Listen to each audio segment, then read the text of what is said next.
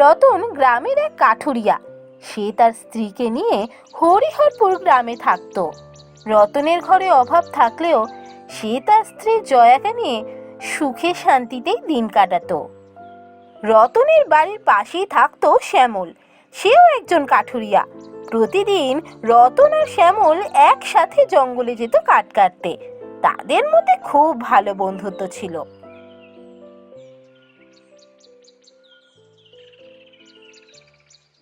কিরে শ্যামল, আজকে তোর মুখটা কেমন যেন শুকনো শুকনো লাগছে। কি হয়েছে? কোনো সমস্যা নাকি? না না, কোনো সমস্যা নাই, মন মেজাজ ভালো নেই তাই।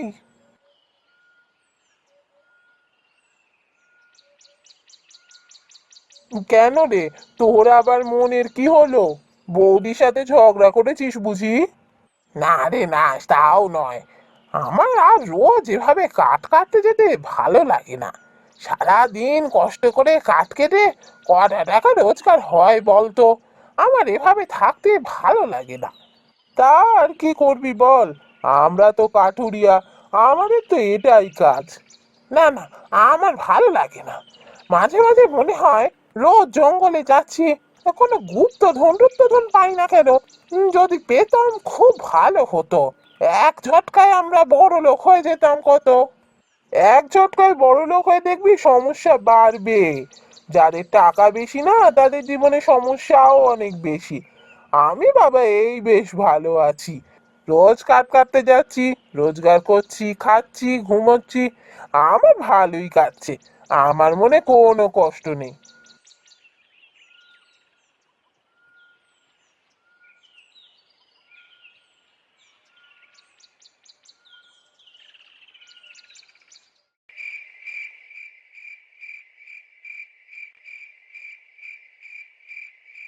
জানো তো, বড্ড মায়ের কথা মনে পড়ছিল। ভাবছি একটু মায়ের ওখান থেকে ঘুরে আসবো। সে কি, তুমি চলে যাবে? আমি এখানে একা একা পড়ে থাকবো? না না না, চলো তাহলে দুজনেই যাই একসাথে। দুজনে কটা দিন শ্বশুর বাড়ি থেকে ঘুরে আসি। তুমি যাবে? এই তো যেতে চাও না। বলো, গেলে কাঠ কাটা হবে না, রোজগার হবে না। তা ঠিক, কিন্তু তুমিও তো অনেকদিন যাওনি, তোমারও তো যেতে মন চায়। চলো কটা দিন ঘুরেই আসি। হ্যাঁ গো, যাবো যে, কিছু নিয়ে গেলে ভালো হতো না? এই ধরো মায়ের একটা শাড়ি, ভাইয়ের একটা জামা। অনেক দিন পর যাচ্ছি তো। হ্যাঁ তা তো বটেই, অনেকদিন পর যাচ্ছ, নিয়ে যাওয়া দরকার। ঠিক আছে, তুমি কিছু চিন্তা করো না। এই কটা দিন সময় দাও, আমি ঠিক কিনে নিয়ে আসবো সব। কেমন? না, আজকে শ্যামল যা বলছিল ঠিকই বলছিল। টাকা না থাকলে সত্যিই বড় কষ্ট। টাকা থাকলে বউয়ের ইচ্ছা মতো জামা কাপড় শাড়ি সব কিনে নিয়ে আসতাম, বউও খুশি হতো। এখন হাতে টাকা কোথায়, কি করে যে কিনি? শুধু তাই তো নয়, মিষ্টিও কিনতে হবে যাওয়ার দিন। এখন হাতে টাকা নেই একদম।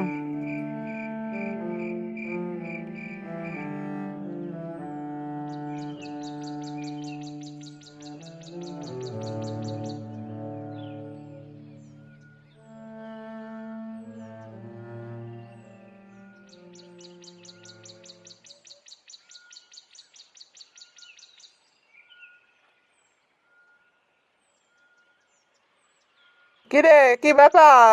আজকে তো দেখছি তোর মুখটা বেজার হয়ে রয়েছে। কাল যে বলি তোর জীবনে কোনো কষ্ট নেই। হ্যাঁ সেটা তো বলেছিলাম, কষ্ট আমার নেই ঠিকই। তবে বউ বলছে কটা দিন বাপের বাড়ি যাবে।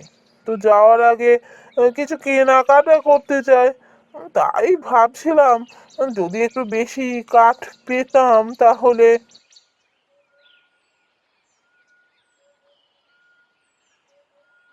দেখলি তো, দেখলি, আমি তোকে বলেছিলাম টাকা না থাকলে মানুষকে কষ্টেই থাকতে হয়।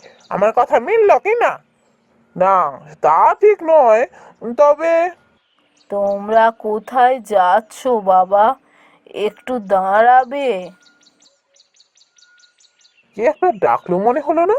আরে হ্যাঁ, কাজে যাওয়ার সময় যে কে ডাকে এত! আরে, ওই তো, ওই তো গাছের তলায় একজন বুড়ি মা বসে আছেন দেখছি। উনি ডাকছেন আমাদের। চল তো গিয়ে দেখি। কি গো বুড়িমা, কি হয়েছে? হঠাৎ ডাকছো যে? বাবা, আমায় একটু সাহায্য করবে? বড় বিপদে পড়েছি। বিপদ? কি বিপদ? বলো, কি সাহায্য চাই তোমার?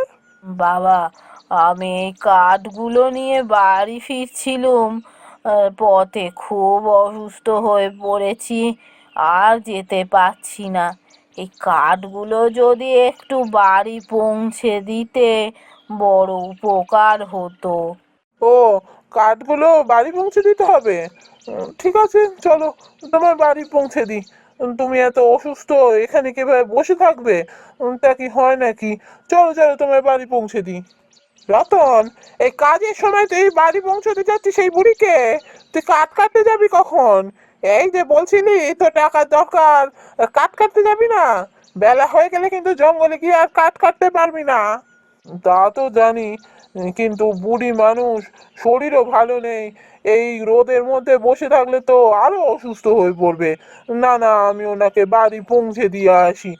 যাকে, আজ না হয় আমি আর কাঠ কাটতে যাবো না, কাল আবার যাবো।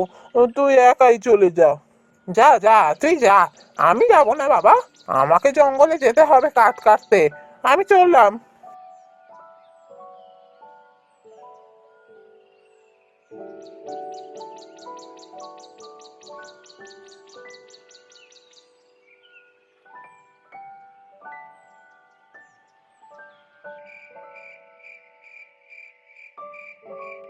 সেই দিন রাতে রতন স্বপ্নে সেই বুড়িমাকে দেখল।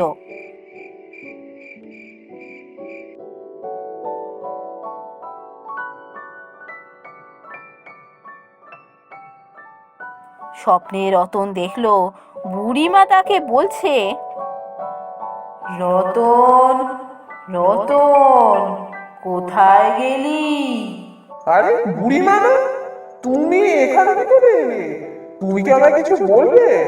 আমার বাড়ি চিনলে কি করে তুমি? তুই বড় ভালো ছেলে, তাই আমি একটা কথা বলতে এলাম।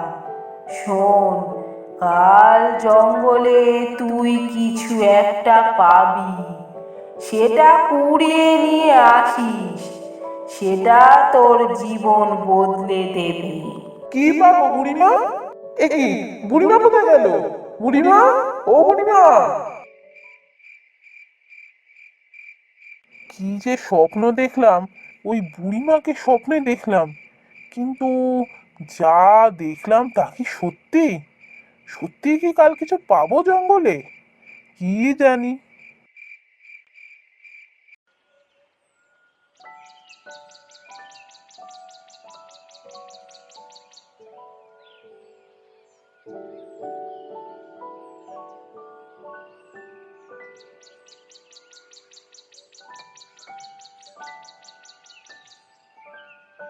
পরের দিন সকালে রতন জঙ্গলে যাওয়ার পথে শ্যামলকে আগের দিনের সমস্ত ঘটনা বলল। সে কি রে, গুপ্তধন নাকি রে? এই, গুপ্তধন পেলে আমাকেও ভাগ দিস। আমি কতদিন আশা করে বসে আছি যে জঙ্গলে গুপ্তধন পাবো। আজ সে আশা পূরণ হবে, তুই গুপ্তধন পাবি। আরে না না, তেমন কিছু না, ওটা একটা স্বপ্ন মাত্র। আমার মনে হয় না জঙ্গলে কিছু পাবো।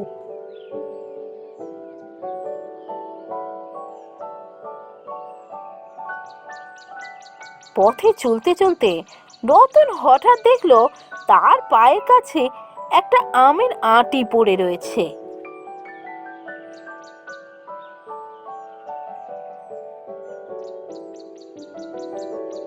আরে, একটা আমের আঁটি পড়ে আছে দেখছি। এই আমের আঁটিটা এখানে কোত্থেকে এলো? আশেপাশে তো কোনো আম গাছ আছে বলে জানি না। তাহলে কি এই আমের আঁটির কথাই বুড়িমা বলেছিল? আমের আঁটিটা কুড়িয়ে নেবো, কিন্তু এটা তো একটা আমের আঁটি। এটা আমি নিয়ে গিয়ে কি করব?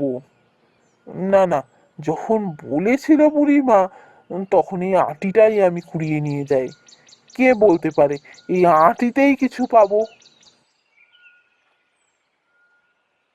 কি রে রতন, ওই আটিটা কুড়োচ্ছিস কেন রে?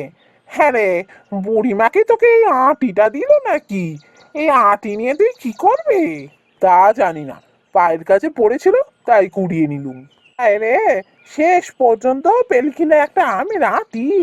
আমি কত ভাবলাম তুই গুপ্তধন পাবি, তার ভাগ দিবি আমায়। হায় হায় হায় হায়, শেষ পর্যন্ত পেল কিনা একটা আমের আটি। ফেলে দে ওটা, ওটা নিয়ে কেউ আবার বাড়ি যায় নাকি? ঠিক আছে, থাকি না, কি হবে, আমের একটা আটি তো। চ চ, এখন দেরি হয়ে যাচ্ছে।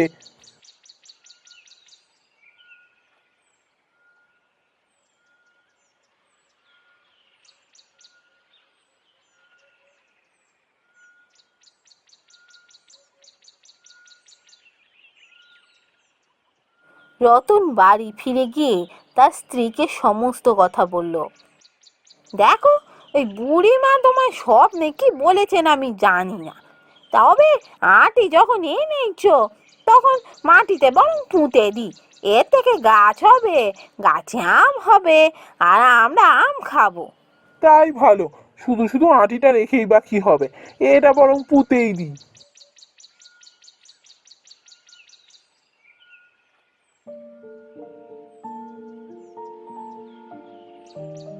এর এক সপ্তাহের মধ্যেই সেই আটি থেকে একটা বড় আম গাছ হলো। এক সপ্তাহের মধ্যে আটি থেকে এত বড় আম গাছ হতে দেখে জয়া আর রতন খুব অবাক হলো। এই জানো তো, আমার কিন্তু মনে হচ্ছে এই আটিটা সাধারণ আটি নয়। এক সপ্তাহের মধ্যে কি এত বড় আম গাছ হয়ে গিয়ে আম ধরে গাছে? দেখো, গাছ ভর্তি কেমন আম হয়েছে।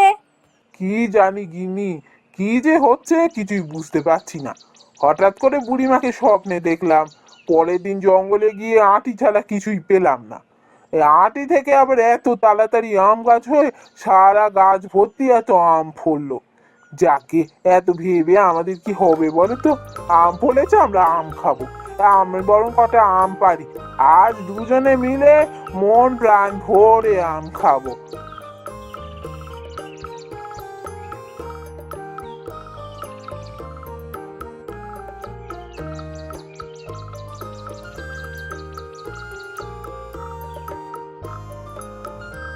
এই দেখো, এই দেখো দেখো, আমের আটিটা দেখো একবার।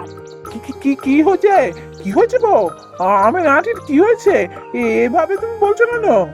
এই দেখো দেখো, আটিটা একবার দেখো। আটিটা দেখে তো সোনার মনে হচ্ছে গো। হ্যাঁ, শিখি শিখি, ওই দেখি দেখি।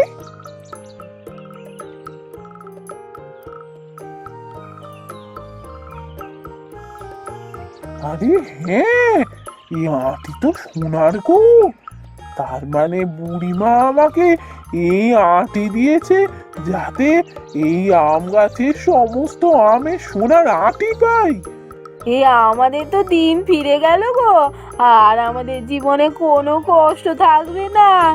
এই সোনার আটি বেচে আমরা খুব সুখে শান্তিতে থাকতে পারবো, আমাদের আর কোনো অভাব থাকবে না। তা যা বলেছো, আমি আসলে খুব চিন্তায় পড়ে গেছিলাম বুঝলে। তুমি বাপের বাড়ি যাবে বলে এত কেনাকাটা করার টাকা তো হাতে নেই আমার।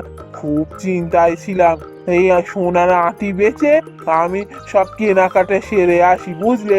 কালকেই আমরা দুজনে মিলে তোমার মা বাবার কাছে যাব।